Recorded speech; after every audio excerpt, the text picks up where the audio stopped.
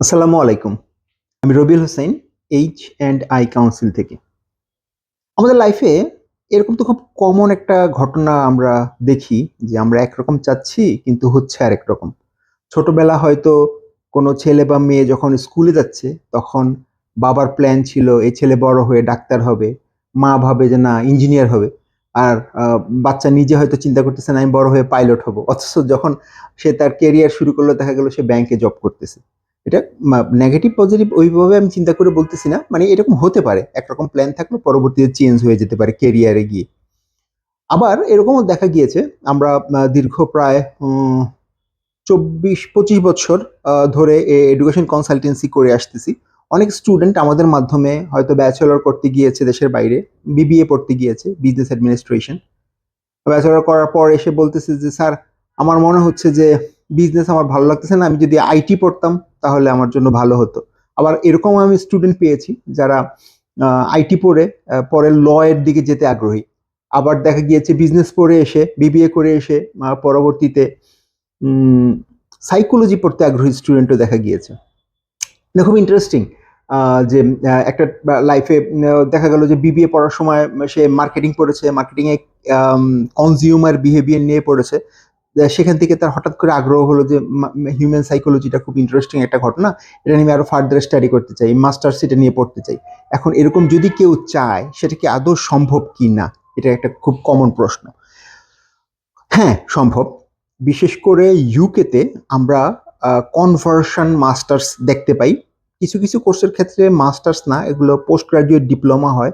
তবে সাইকোলজির ক্ষেত্রে conversion masters সম্ভব। বিষয়টা এরকম, মনে করি একজন স্টুডেন্ট ব্যাচেলর করেছে ইকোনমিক্সে অথবা ম্যানেজমেন্টে অথবা ইনফরমেশন সিস্টেমের উপর।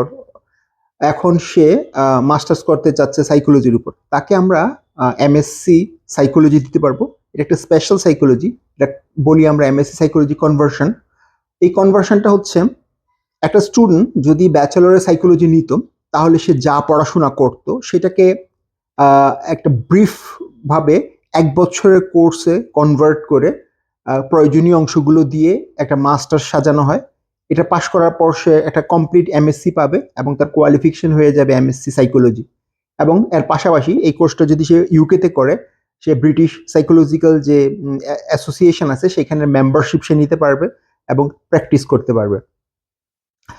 কোর্সটা কয়েক দিক দিয়ে চিন্তা করলে খুবই আকর্ষণীয় যে 3 বছর ধরে ব্যাচেলর করার, কারণ আমি লেটসে আমি 3 বছর ধরে আমি বিবিএ করেছি, এখন সাইকোলজিতে আমি কনভার্ট করতে চাচ্ছি নিজেকে। সেক্ষেত্রে আবার 3 বছর আন্ডার গ্রাজুয়েট করা আমার পক্ষে কোয়াইট ইম্পসিবল। সেই ক্ষেত্রে এইরকম 1 বছর ডিউরেশনের একটা মাস্টার যদি আমাকে একটা অপরচুনিটি দেয় যে আমি আমার কেরিয়ার বা ট্র্যাক চেঞ্জ করতে পারতেছি বা একটার থেকে একটা যেতে পারতেছি, তাহলে এটা খুব দারুণ একটা অফার।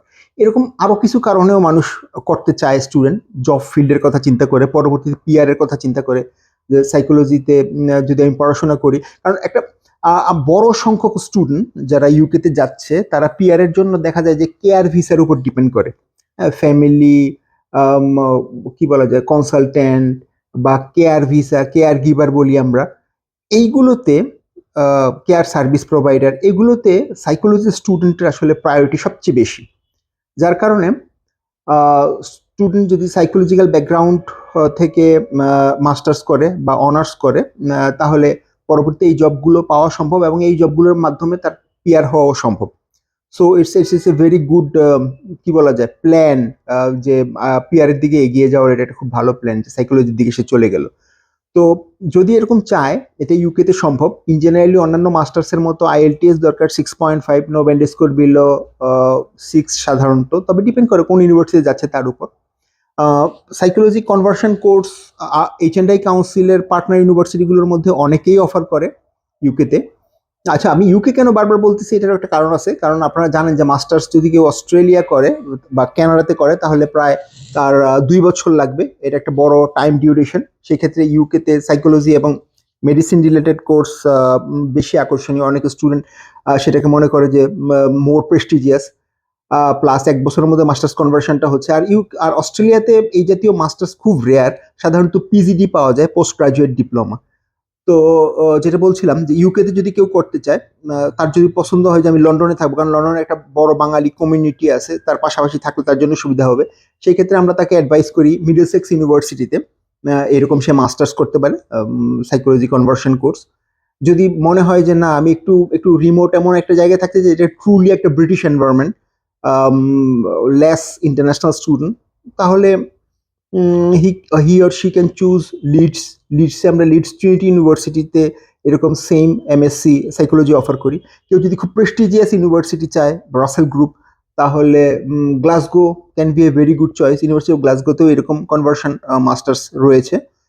তবে টিউশন ফি গ্লাসগোটা একটু বেশি, স্কলারশিপ পাওয়ার পরেও 25-এর মতো হয়ে যায় প্রায়। আর যদি মিডল সেক্সে পড়ে তাহলে 15,000 পাউন্ডের মতো। লিডস ট্রিনিটিতে যদি পড়ে তাহলে এরকম 13-14 হাজারের মধ্যে হয়ে যায় টিউশন ফি।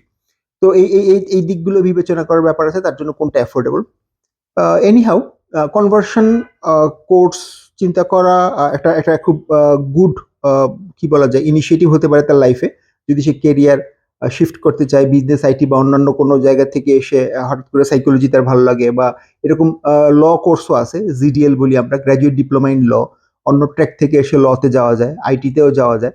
তো এই সম্বন্ধে আরো বিস্তারিত যদি ডিটেলস কোনো তথ্য স্টুডেন্টের দরকার হয়, এইচএনআই কাউন্সিলের অভিজ্ঞ ট্রেন কাউন্সিলররা আছে, যে কোনো সময় এসে আমাদের কাছ থেকে এই ব্যাপারে কথা বা ইনফরমেশন তারা জেনে নিতে পারে। ওভার ফোনেও সম্ভব। প্লাস আমাদের ভিসার আগে বা পরে কোনো সার্ভিস চার্জ নাই, আমরা university official representative. Thank you very much.